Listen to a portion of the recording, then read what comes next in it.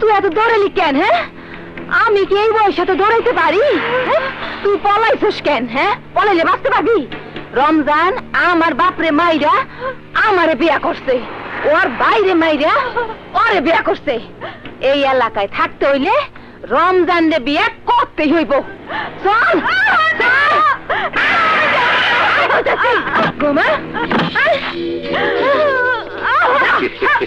ওই বউ, কবুতরের মতো কাপড় কে? আমি বিলাই না মানুষ, কামড়াবো না। আমি শুধু তোর মতো বিয়া করে আদর ত্যাগ করব। বিশ্বাস না হয় আমার ছৌগা বউ আছে, জিগায়া দেখ। আমি মরে গেল আপনার মতো লোককে বিয়া করব না। এই, তুই জানিস না আমার নাম রমজান? এই এলাকার সব মাইয়ারা জানে আমি একজন সৎপুরুষ। কোন মাইয়ারে আমি জোর কইরা কিছু করি না। যারে পছন্দ হয় তারে আমি সরাসরি মধ্যে বিয়া করি। কিন্তু তুই এই সুযোগ না লয়া পলালি কে? ভাই ভাই আমারে বাঁচান, আমি আপনাদের বোনের মতো, আমি আপনাদের মায়ের মতো, আমারে বাঁচান ভাই। হগলে বই নে বই বকেটা। আর যদি আপনাদের বোন রেখে জোর করে ধরে নিয়ে যেত, তাহলে কি আপনারা চুপ করে দাঁড়িয়ে থাকতেন? বলেন বলেন।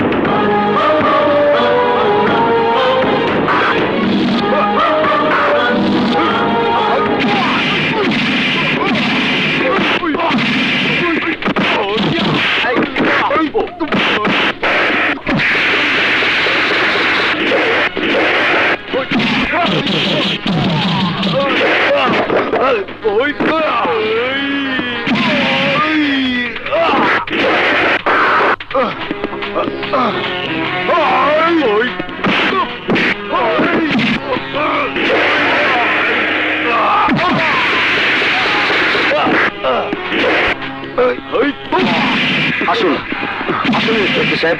Stop stop it.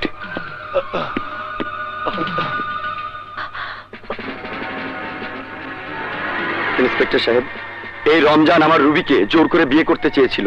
রমজান, আপনার বিরুদ্ধে নারী নির্যাতনের অভিযোগে আপনাকে গ্রেফতার করা হলো। ওই স্বামী ভক্ত বউরা পুলিশের কাম পুলিশে করছে, আমার ভাইগো কবি ওগো কাম ওগো করবার। এই, ওকে হাত করা লাগাও। Yes sir. নিয়ে চলো। আপনি আজ আমার জন্য যা করলেন, আপন ভাইও তা করতো না। আজ থেকে আপনি আমার ভাই।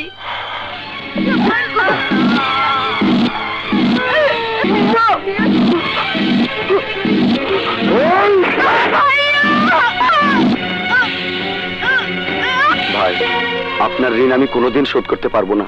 আজ আপনি না থাকলে আমি আমার রুবিকে বাঁচাতে পারতাম না ভাই। বাঁচা মারা মালিক আল্লাহ, তবে আমার সামনে কোনো বোনের অমর্যাদা হইব না, আমি হইতে দেব না।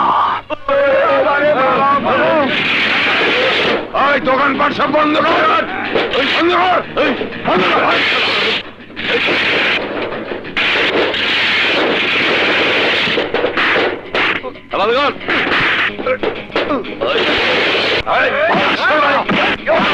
সংগ্রাম ভাইকে দেখছি না। সংগ্রাম ভাই কই? আরে আইব, আইসস ব।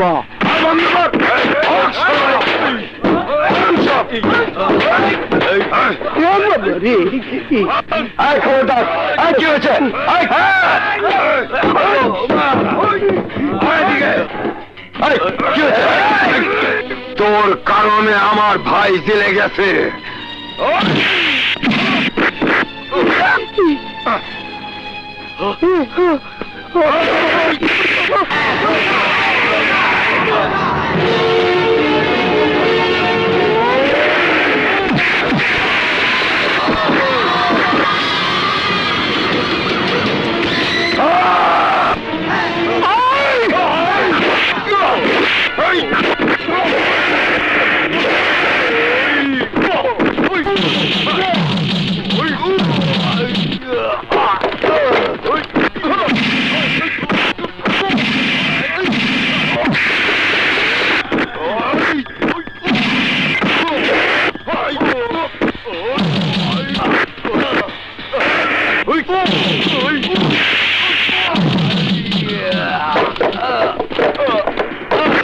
সংগ্রাম মার।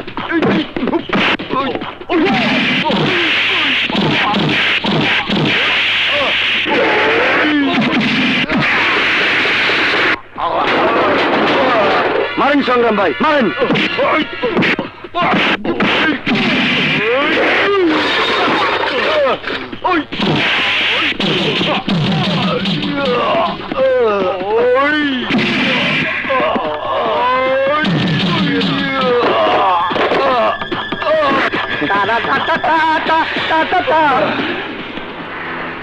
তোরে আমি দেখালাম।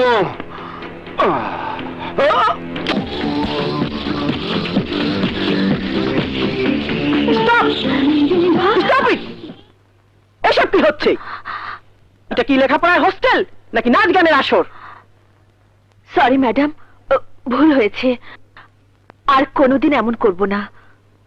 Shut up!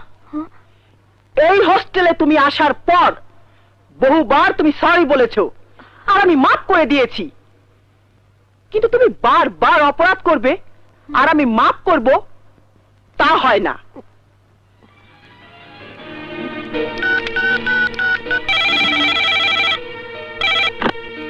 Hello, Azad Chowdhury বলছেন? জি বলছি। আপনার মেয়ে মুক্তি হোস্টেলে আইন কানুন কিছুই মেনে চলছে না, যা ইচ্ছে তাই করে বেড়াচ্ছে। ম্যাডাম, আমার মেয়েটা একটু দুষ্টু প্রকৃতির। আপনার মেয়ের বিরুদ্ধে আমাদের অ্যাকশন নিতেই হবে। এবারের মতো ওকে মাফ করে দিন ম্যাডাম। ম্যাডাম, ফোনটা মুক্তিকে একটু দিন। হ্যাঁ, নাও। Hello daddy. মুক্তি, ভেবেছিলাম তুমি নিজেকে শুধরে নেবে, পড়াশোনায় মন দেবে, কিন্তু তা না করে তুমি ঠিক আগের মতোই দুষ্টুমি করে সময় নষ্ট করছো। ড্যাডি। নো নো ড্যাডি, ভবিষ্যতে আর কোনো কমপ্লেন শুনতে চাই না। বিশ্বাস করো ড্যাডি, আমি কিছুই করিনি। মুক্তি, সত্যকে মিথ্যা দিয়ে ঢাকবার চেষ্টা করো না। তোমাকে আমি ভালো করে চিনি, কোনো হোস্টেলে তুমি থাকতে পারো না। লজ্জায় আমার মাথা হেট হয়ে যায়। ড্যাডি। আবার ড্যাডি? তুমি যাও, সুন্দরভাবে লেখাপড়া করো। তোমার বিরুদ্ধে যেন আর কোনো কমপ্লেন না শুনি। যদি এই হোস্টেল থেকে তোমাকে বের করে দেয়া হয়, তাহলে মনে রেখো, আমার বাড়িতেও তোমার জায়গা হবে না।